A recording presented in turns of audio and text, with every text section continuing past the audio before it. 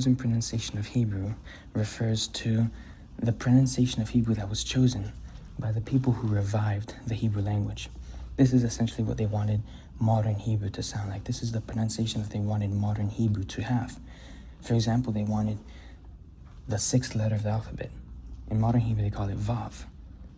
But in the chosen pronunciation of Hebrew, it's called Wow. Wow.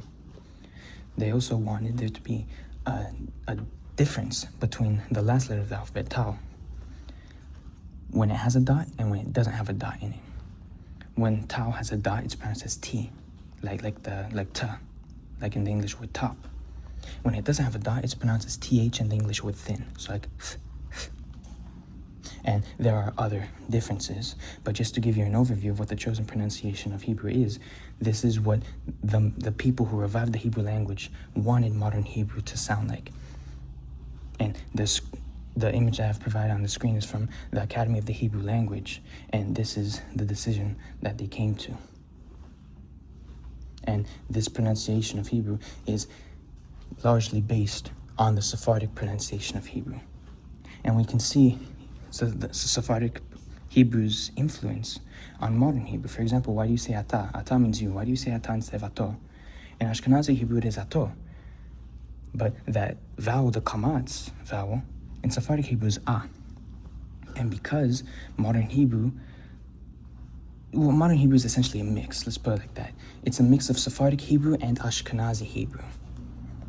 And we see Sephardic Hebrew's influence in the vowels, definitely, as well as with the letter tav. In modern Hebrew, it's tav, and in the chosen pronunciation of Hebrew and in Sephardic Hebrew, it's called tau. In modern Hebrew, there is no difference between whether the tau has a dot or no dot. In Ashkenazi Hebrew, there's a difference. In chosen Hebrew, there's a difference. But in Sephardic Hebrew, the standard pronunciation, it's always T, whether it has a dot or not.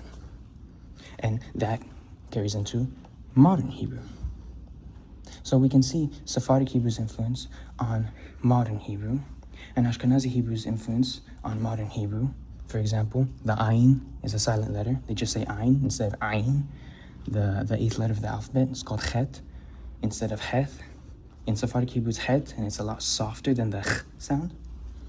These are some differences between the pronunciations, but just to give you an overview of what chosen Hebrew is, it is essentially the pronunciation of Hebrew that the people who revived the Hebrew language chose. This is what modern Hebrew is supposed to sound like.